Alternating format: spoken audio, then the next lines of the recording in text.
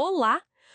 Hoje a nossa análise é sobre um conceito bem interessante, a inteligência prática. Vamos a um texto acadêmico que, na verdade, questiona bastante essa ideia. Exato.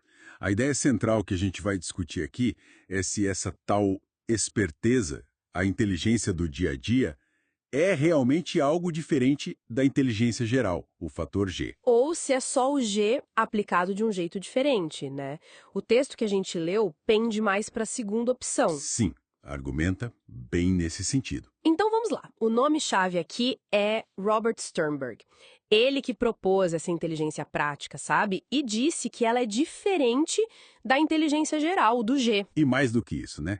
Ele argumenta que ela seria até melhor para prever quem vai ter sucesso na vida real. Isso. Lembra daquele estereótipo clássico do professor meio avoado? Super inteligente para teoria, mas, sei lá, não sabe trocar uma lâmpada? Ah, sim. Esse tipo de exemplo alimenta a ideia de que existem inteligências separadas, né? Exato. E como o Sternberg define essa inteligência prática, então? Bom, ele fala em usar o conhecimento tácito. É aquele conhecimento que a gente não aprende formalmente, sabe? Na escola, nos livros. Ah, tipo que se aprende na prática, com a experiência. Isso, para conseguir o que a gente quer no nosso ambiente. Pensa num vendedor experiente que lê o cliente, ou um líder que sabe motivar a equipe na hora certa. Não está escrito em lugar nenhum, mas funciona, né? Entendi.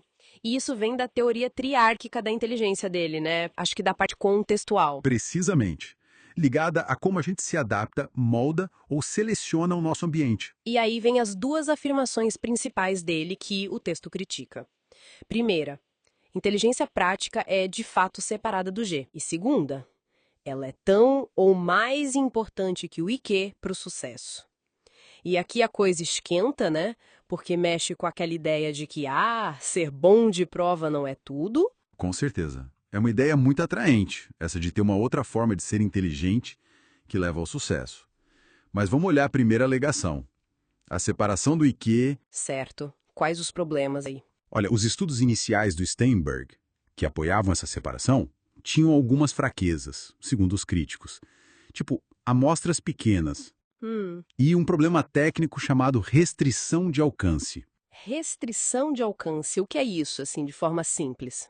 Imagina que você quer ver se a altura ajuda no basquete, mas só mede jogadores da NBA. Como todo mundo lá já é muito alto, a correlação vai parecer mais fraca do que se você pegasse a população geral, entende? Ah, tá. Se você só testa a inteligência prática em gente que já tem QI alto, a relação com o G pode parecer menor do que realmente é. Exatamente. E pior, outras análises estatísticas, as análises fatoriais feitas depois, inclusive com os próprios dados do Sternberg, muitas vezes mostraram que sim, existe um fator geral, o G, por trás das medidas dele. Ou seja, a separação não se sustenta tão bem estatisticamente. Pois é. O texto até cita o exemplo da NFL, a Liga de Futebol Americano. Eles teriam muito interesse em achar uma inteligência prática separada para escolher jogadores, Claro, para prever quem vai se dar bem em campo. e não encontraram nada muito útil que fosse diferente da inteligência geral. Ok, entendi a crítica à separação. Mas e a segunda afirmação? Que a inteligência prática seria mais importante que o G para o sucesso? Essa é forte. É forte sim, Sternberg usa uns testes de conhecimento tácito, bem específicos para cada profissão. E mostra que quem pontua mais nesses testes tende a ter um desempenho melhor naquele trabalho específico. Parece fazer sentido, não? Medir o conhecimento prático da área. Sim, mas a crítica é que essa correlação pode ser meio artificial, sabe?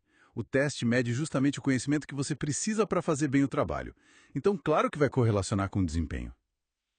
Ah, é quase circular, então? Meio que sim. E o ponto mais forte da crítica é que isso acaba ignorando ou minimizando décadas e décadas de pesquisa que mostram o G, a inteligência geral, como o melhor preditor único de desempenho numa variedade enorme de tarefas, incluindo o trabalho. Então acusam ele de focar só nos dados que apoiam a teoria dele, o tal do cherry picking. Exatamente. Ignorando um monte de evidência contrária. Além disso, tem problemas teóricos. Primeiro, a especificidade dos testes. Ora, o teste é super específico, tipo, para gerentes nos Estados Unidos ou sobre crenças de saúde em crianças no Quênia. Ora, a habilidade é dita geral. Aí a crítica Linda Gottfredson diz que isso vira um cara eu ganho, coroa você perde. Se funciona, prova a teoria. Se não funciona, é porque o teste era específico demais. Isso torna a teoria difícil de refutar. E uma teoria que não pode ser refutada não é muito científica, né? Exato. Segundo problema teórico, a própria definição de inteligência prática, se adaptar, resolver problemas do mundo real, soa muito parecido com o que a gente já entende que o G faz. Para que criar outro construto? É como se fosse o G em ação, talvez? Poderia ser. E tem um ponto evolutivo interessante também.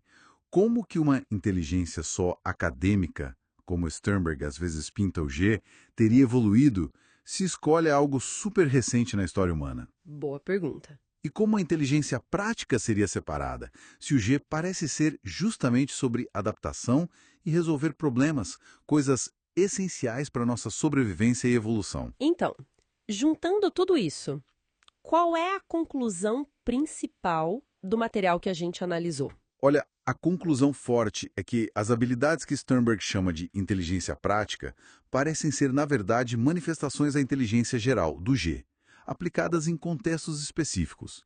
A evidência para ela ser algo separada e ainda por cima mais importante é considerada bem mais fraca do que a montanha de pesquisa sobre o G. E como a psicologia mais tradicional explica aquelas pessoas super inteligentes academicamente, mas que têm dificuldades práticas? O professor distraído que a gente falou. A explicação padrão não precisa de uma inteligência prática nova. Fatores como motivação, traços de personalidade tipo organização, consciência ou até ansiedade e falta de habilidades sociais podem explicar essas diferenças. Quer dizer, o QI alto ajuda muito, mas não é garantia de sucesso em tudo, porque outras coisas importam também. Exatamente. A correlação entre QI e sucesso na vida é forte, mas não é 100%. Sempre vai ter gente que foge à regra, né? São as exceções que confirmam a regra de certa forma. Não precisa inventar uma nova inteligência para isso. É questionável. Quais seriam então os fatores não cognitivos? Personalidade, motivação, talvez resiliência, que realmente fazem a diferença na hora de transformar a capacidade intelectual, o G, em sucesso concreto no mundo real. O que realmente separa quem consegue de quem não consegue, para além do QI. Ótima pergunta para reflexão.